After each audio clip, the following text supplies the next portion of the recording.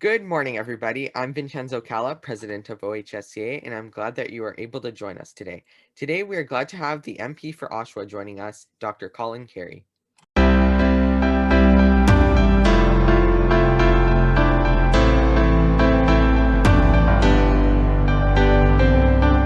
Colin grew up in a military family and moved to Oshawa when he was 15. Colin earned a bachelor's degree in kinesiology from the University of Waterloo and graduated from the Canadian Memorial Chiropractic College as a Doctor of Chiropractic in 1989. He has been committed to the Oshawa and Durham regions as he has served as a member of the Durham Chiropractic Society. Colin was elected in June 2004 and has been re-elected 5 more times since then in 5 other elections. He has served as a parliamentary secretary to many ministers in his time in the many previous conservative governments, and he currently serves on the Standing Committee for Access to Information, Privacy, and Ethics. So thank you, Colin, for joining us today. It is my pleasure, and thanks for allowing me to participate in your interview. And I wish everybody the best. It's been a bit of a crazy year, and I know young people have really connected with these Zoom meetings. I'm starting to learn how to use them finally with all the different glitches. So this is great. I'm really proud of the fact that you're taking this on and getting the information out to younger people. Well, thank you. And we love to hear the voices of so many different MPs and MPPs and candidates and so many other people like yourself who have been in Parliament and have experienced government before and have been there for enough time to really understand the different experiences that you may have experienced over the past 17 years. And we have so many different people that come on the show, and everybody loves to hear the voices, to hear what you have to say to us young people. So, we always start with the question and answer segment, and we have 4 questions in this segment. And all these questions come from our high school members from across Ontario and across Canada. So, question 1 comes from Vasu in Durham, so not too far away from you. And he asks, are you satisfied with the outcome to the We Charity scandal? Well, Vasu, thank you very much for that question and being on the ethics committee. I had the, I guess, experience of sitting through some of the testimony for the We scandal. Unfortunately, I'm not satisfied, and I don't think Canadians are satisfied. This is unprecedented. We have a prime minister that has broken so many ethical violations in Canada, so many ethical laws. We're not talking about the Trudeau Report 1. They're actually numbered now. Okay, it's Trudeau 1, Trudeau 2. This was Trudeau 3, and Trudeau 3 was actually Morneau 2. So it's not I would say, something that you're really happy to see the outcome of something like this, to see that the leaders of your country have been utilizing their offices to show favor to friends of the Liberal Party and personal friends of our leadership at that high level. So what I did learn is that we do need to tighten up our ethic laws, because it seems that when we remember when how these the ethics commissioner was put in after the last big Liberal scandal, when it was the sponsorship scandal and the Gomery Commission. This is how this office was created, and it just seems every time the Liberals get in, they put in place rules for the Liberals and the elites on one side. So that's their lineup, and then everybody else is on the other side. So we saw this situation where a group of liberal-friendly organizations, and it was called the We Charity, but we found out it's a number of different companies, had very close contact to the Prime Minister, but also Prime Minister's family. They gave over $500,000 of contracts to the Prime Minister's family. Sophie Gregoire Trudeau was actually at a We event in the UK when she did catch COVID, but within a couple months, the Prime Minister was offering the We Group a contract of over $500 million, almost $1 billion actually, when you added everything up. So 500,000 of contracts to the family for 500 million worth of business for this organization. So it was just another example, and the ethics commissioner, unfortunately, you know, he's a great guy, but he's busy. With the Liberals, it's like every single turn and corner, there seems to be another ethical violation.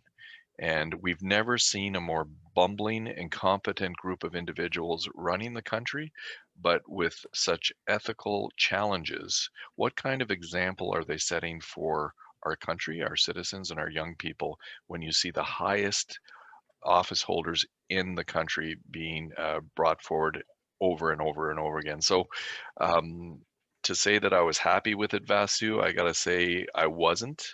Um, but we have learned that when the Liberals are in power, we do have to have solid ethical laws because they will find ways around it. We were, maybe I should bring something else up, but it's even before Mr. Trudeau was elected, he said he admires the basic dictatorship of China. And he told Canadians this before he was actually elected. And we saw one of the early problems with the cash for access, where we see huge donations going to the Liberal Party for access to the Prime Minister. And now we had an unprecedented event yesterday in the House, no, sorry, 2 days ago, in the House, where the Prime Minister, for the first time in Canadian history, is taking Parliament to court to seal the documents in regards to the two scientists from the Communist Chinese Party that were working at the Winnipeg lab and were sending deadly viruses over to the Wuhan lab. Now they're saying it is national security, but the process here would allow members of Parliament that report to Parliament to take a look at the information and the evidence that the government does have, but is withholding from Canadians. So this is just another cover-up. But the extent that this government will go, he's actually taking his own speaker, Anthony Rota, who I have a lot of respect for, is named as the plaintiff, I believe, on this court case. So unprecedented. He wants to keep this quiet, particularly for the next election. And at the same time, we're dealing with the sexual improprieties at over in defense with his defense minister knowing these things for over 3 years before the last election, and they covered it up then, and now they're trying to cover things up again. So this is not a good situation for democracy. You look at into C10 that got brought forward and forced through the House without debate, proper debate, that's in the Senate right now, which would now put new rules for the government for internet and YouTube postings from individuals. So censorship increased, cover-up increased, scandals increased. This is not something that any member of parliament will be happy with, but we're hoping that Canadians, and we're really glad, Vincenzo, that you're getting this out to young people, that they're paying attention to what's going on in their country. And that's what makes me really proud of the next generation coming up, because the awareness of their government and the importance to their own future is extremely relevant. And it's nice to see young people paying attention. Well, first of all, thank you. I mean, that's the goal of OHSCA, to get young people involved, get young people listening, get young people really just paying attention to what's happening in their country. And you said a lot there. First of all, with C10, I mean, it's very concerning to see, as a content creator here on YouTube, people are watching this on YouTube. And although I and the OHSCA channel and these videos may not be completely affected, it's concerning to see people around us that could possibly be affected right here on this website that you're watching this on be censored or be demonetized or something like that because of the Trudeau Liberals. And also, again, on that young people, back to I'm going to tell you a little story. I've told this story multiple times on my interviews with Dahlia Kurtz when I was on her show, when I talked to everybody about this. As a young person, my school was involved a lot with Free the Children, which turned into We Charity. The Kielburgers were in charge. Fantastic charity back then. They were great. They came into the schools. They did a bunch of different things with us. They got us inspired, sort of thing. And all the young people really believed in it. They promised us that they were helping out. And Then we went to the We Day concerts, we went to the celebrations, we listened to motivational speakers that believed in the cause too, and we all just sort of got involved and really enjoyed listening to it. And when I heard this, that they were getting involved with the government and doing these shady things, it kind of hurt me. I'm like, really? But then I started thinking about all the different things. When I was in school, we had an assembly where we raised, I don't remember, we raised tens of thousands of dollars as a school. I think it was like 10 or $20,000 as a school to build a school overseas in one of the nations that we helped out in. And there was a representative from We Charity that came to our school and said, okay, you guys can choose to build a school in Haiti or Kenya or something. They really wanted us to build it in Kenya. We built it in Haiti. We chose to do Haiti. We never heard of it again. 2 years later, we finally heard that they built it in Kenya where they wanted it to go. So it really made me wonder. And then I heard last year, and it really didn't surprise me that much that they were doing weird things like that. So I think you were right about about not being satisfied. I think we charity should have been brought further. There should have been more action taken. And unfortunately, when you're friends with Justin Trudeau, you're protected. And unfortunately, that's super sad. Well, it was, and one of the things, Vincenzo, that anybody who watched the testimony, it was extremely disheartening. One of the fathers that raised a lot of money, his name is Reed Cowan, for a tragic story how his son accidentally died. And Mr. Cowan worked hard to build a school for his son's legacy. And he was told that the school would be named after his son. And when we found out they were actually taking the names and moving it for different people who were raising money for this purpose, when they were out there, and like you said, they really believed in what they were doing. And I think when an organization like that falls from grace, especially when people were so behind it, and to see the close ties with the Trudeau family, the Trudeau government, Mr. Morneau, the highest levels and special access, and given these sole source contracts of hundreds of millions of dollars, um, it just made me feel like nobody's proud of this. But it's my job, like other MPs, to hold this government to account. So no matter how disappointed you are, I think the exercise was extremely important because it did show some of the failings of our system. It also showed me that no matter what rules you put in, if there are politicians that want to work their way around those rules, unfortunately, they will try to do it. And I think we need to have stronger penalties, because even Mr. Morneau, if you remember, he sort of forgot about, he had this uh, The villa or chalet $40,000 in vacation that he forgot to pay oh, forgot to pay.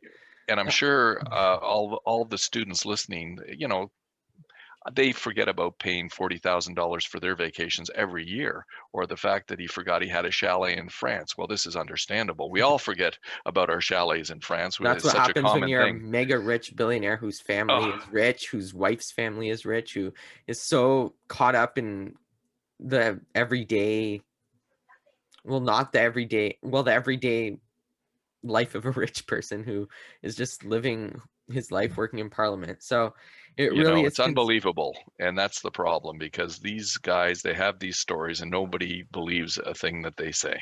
You know what exactly. I mean? And that's the unfortunate part as far as democracy. And that's a sad day when you find out these things about your highest leaders. It's a sad Mhm. day. And that's exactly it. And we're going to go into the next question now. The next two questions are kind of related. So I'm going to go into question two, and then that'll bleed into question three. So question two comes from Jaireet in Brampton, and he asks, how has being an MP changed your perspective on the government and the issues that face Canada?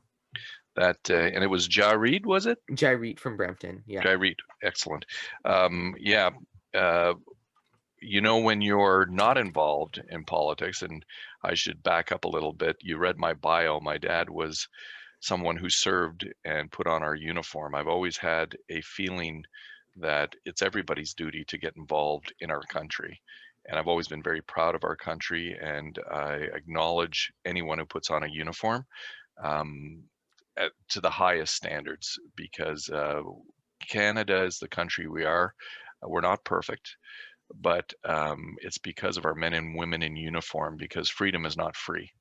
And the perspective you get when you move from civilian life, as my dad always used to call it, into service, you start to look at things, I guess people would say, from 100,000 feet instead of the 1,000 feet. You realize the interconnectivity of everything. One of the things you brought up in your questioning was protecting charter rights of Canadians in court, for example. You start to see the actual implications of the government passing certain legislation that people don't really pay attention to. On the average Canadian right now, if we look around the country, is just wanting to get on with their lives, pay their bills, get back to school, get back to some sense of normalcy, where the government is pushing through bills that are starting to I would say, chip away at our civil rights and our civil liberties that people such as my father and people today who put on that uniform have fought for. And these rights and these privileges that Canadians have in the world, these are worth fighting for and continuing to pursue. So my perception now is I'm seeing this firsthand, and I'm seeing the in my viewpoint, deceptive messaging. For example, you brought up, we talked a little bit about C10, and frankly, I think a lot of people, the premise of the bill is to make everybody pay their fair share. So when the government promotes that narrative, everybody, of course, is saying, "Oh, well, that makes sense. That we want to be fair in Canada. This is what we do." But you so rightly, Vincenzo, said about creators. We have a lot of Canadians now that, through their web presence, can make a living. And when the internet was developed in the West, it was designed to be, maybe I can use this term, the Wild West. So you can have an opinion, Vincenzo, and it can be totally different than mine. And in this country, we should be allowed to have those differing opinions.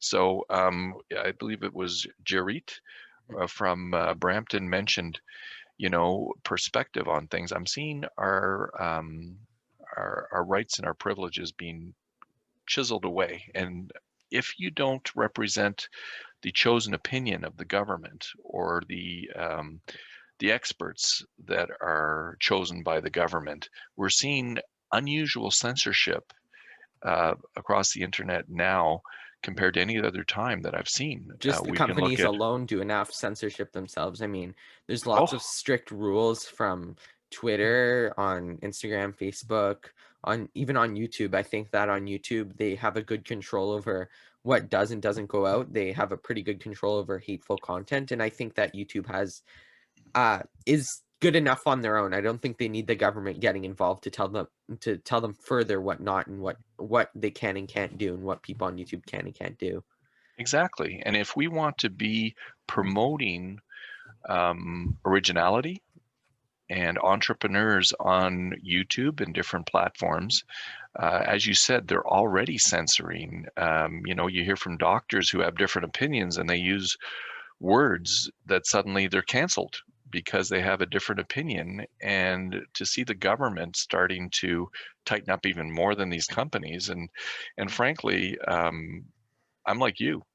If the companies do this, okay, we have a choice. If they're improperly doing it, there are courts that we can go to. But when the government starts doing it, we're seeing unprecedented chipping away of our civil rights and freedoms and our liberties under this government. And what a good contrast would be, Vincenzo, like I said, the internet in the West was developed to be the Wild West, so people could have opinions and could differ in opinions. And as long as they're not hateful, and as long as they're not promoting violence, these are things that we tend to tolerate in the West. But the Chinese, for example, their internet was developed to surveil their people.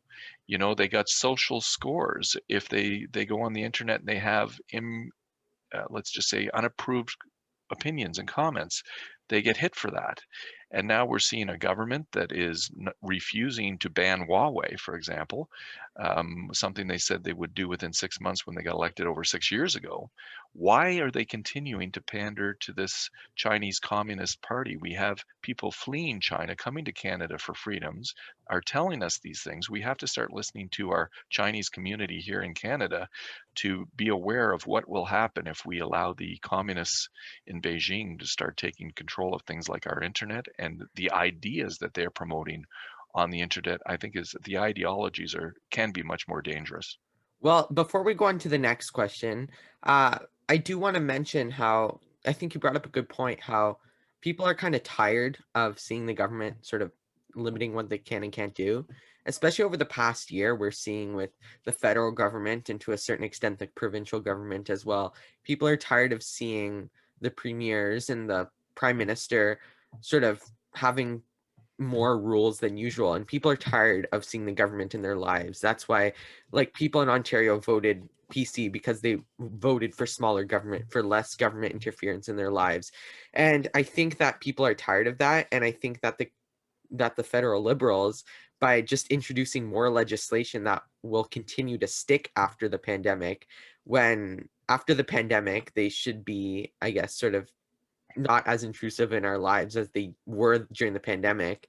They're just trying to grasp at that power to keep Canadians, just keep them under what they believe is right. So the third question comes from Wesley in Mississauga, and it kind of relates to this question. And he asks, how has being re-elected consecutively since 2004 shaped your experience as an MP?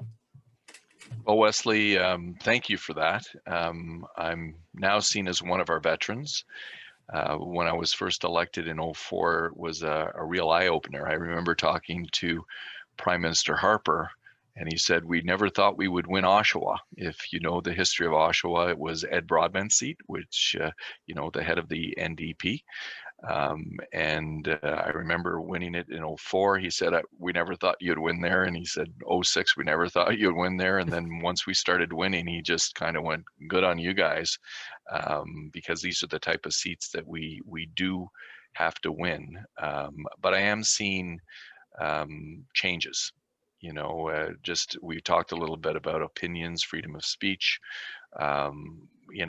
Mr. Harper got criticized, and some of it fair criticism, our government fair criticism. I understand that, but how many ethical laws did Mr. Harper break? Zero. We now, in 6 years, a prime minister, the highest office in the land, it's not just one report. We've got multiple reports, and same with the finance minister. These are things that I question. What are Canadians' tolerance? And Vincenzo brought up quite rightly this last year, the restrictions.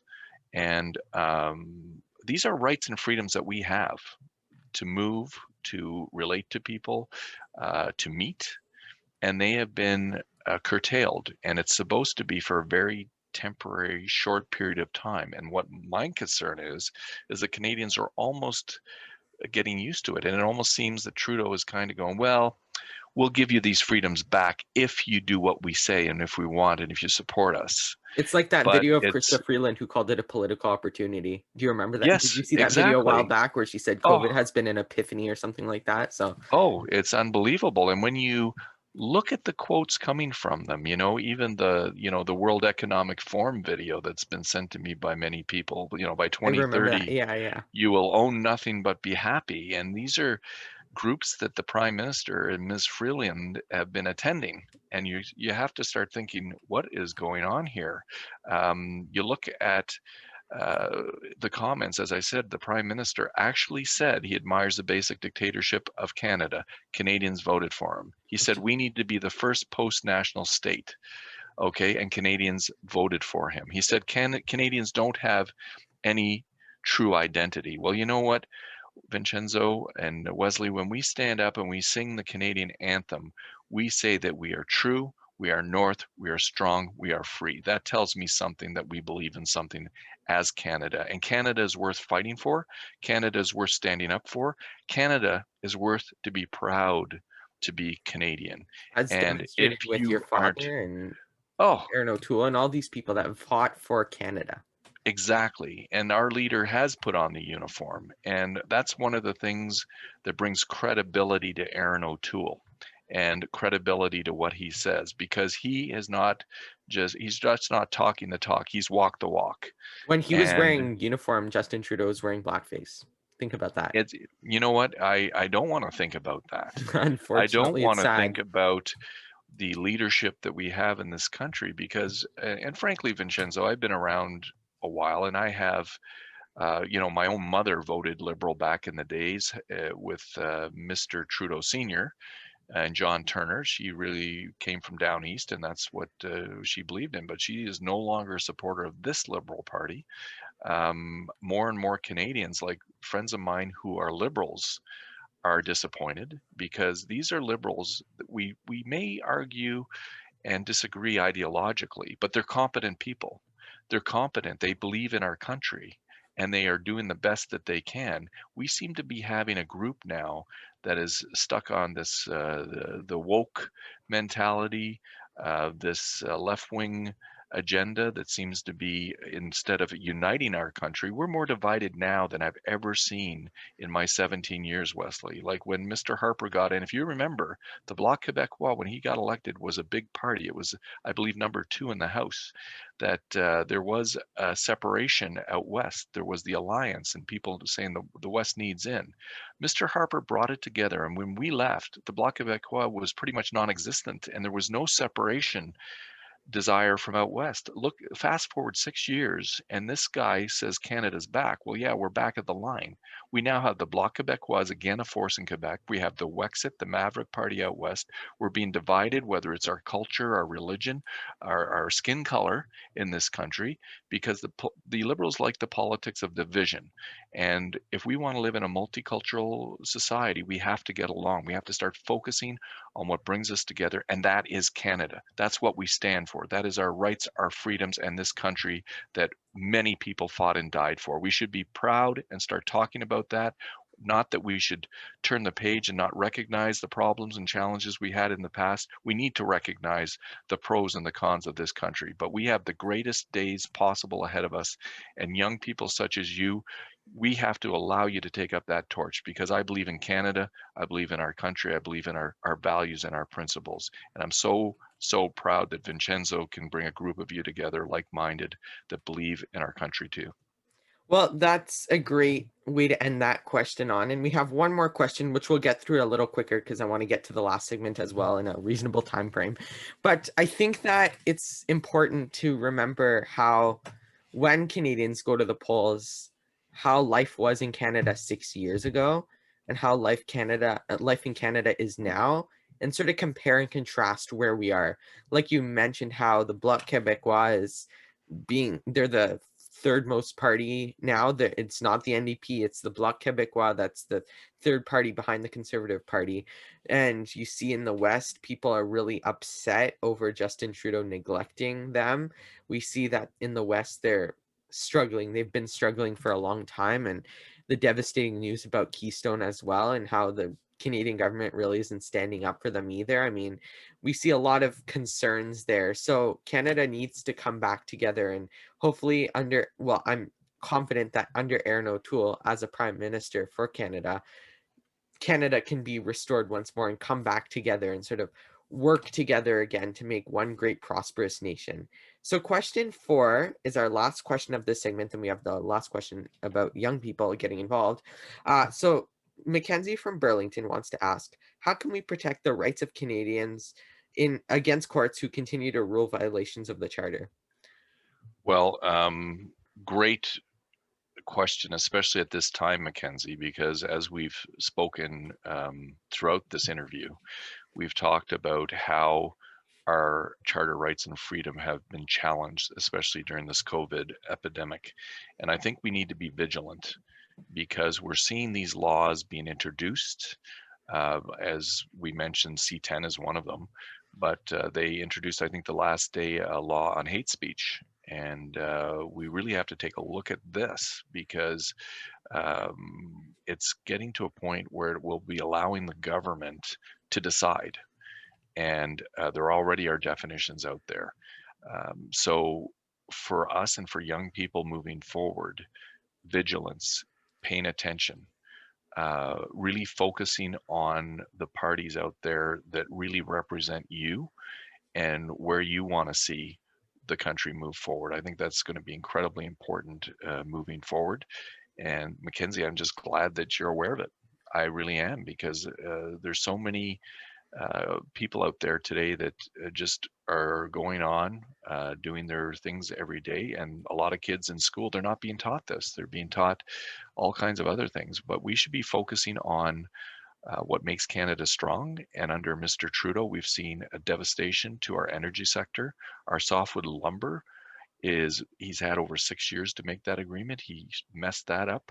The new CUSMA, they knew that before the last election here in Oshawa. We're a manufacturing town. It's a 1.5 billion hit to the auto sector alone.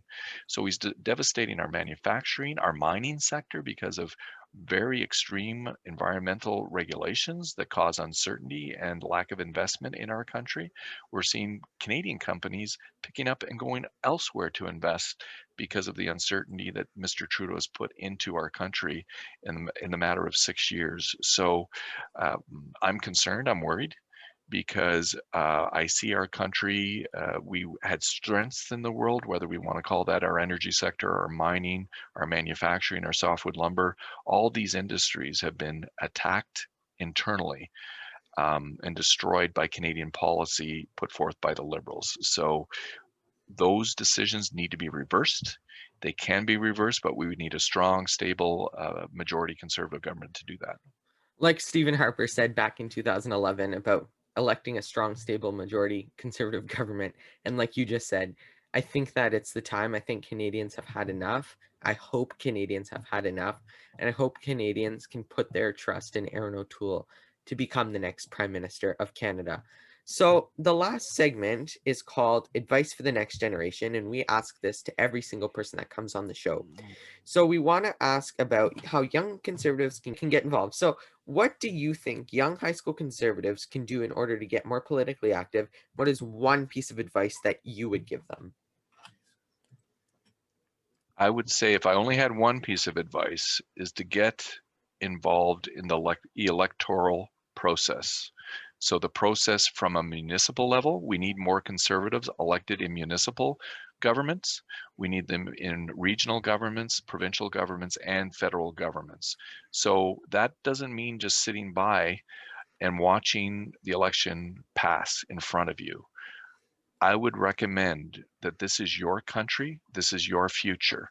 If you are okay with my generation leaving you with a debt that you will never repay, that your children will never repay, that your grandchildren will never repay, then by all means, please just sit around and watch things go by, because there are people out there who believe in socialism, they believe in communism.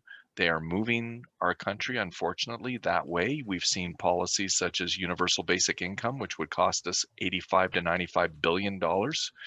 I'm not going to pay for that. You are. And the only way in a democracy that you can make changes like this is to be involved, and it needs to be at every single level of government.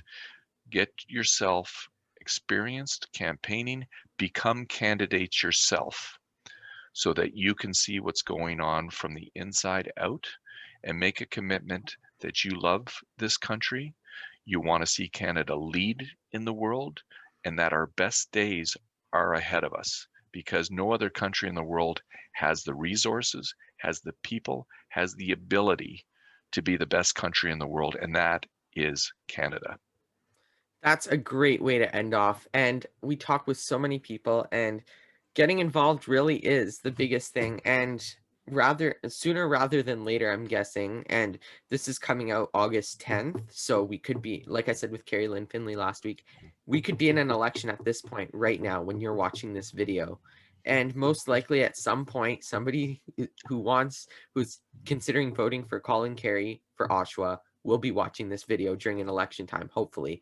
So just get involved. Young people, we can't run yet. We're high school students, but when you can, if you want to run, you can run, and just get involved. Find a candidate that you like. If your riding is doing the election for your candidate, join in on that one. I'm joining in on a candidate nominee in my riding right now. At the time of this filming, the membership is closing tonight, so the campaign is on. So just go get involved, find the person, find the conservative candidate, and just get involved. So, Colin, we really thank you for your time today, and we appreciate you being with us. We wish you well in future elections, future endeavors, everything that happens in the future for you. So that is it. We hope you enjoyed today's interview, and you can look for more videos coming soon. Make sure to follow our Twitter, Instagram, Facebook, and TikTok accounts at Ontario HS Cons for more info about our next interview and for more great content. Make sure to look at our website at ontariohsconservatives.org to learn more about us, to see our projects, and for more great content. Make sure to like this video, subscribe to our channel, and click the notification bell so you never miss another video. And I hope that you are able to enjoy this video, and we hope to see you soon.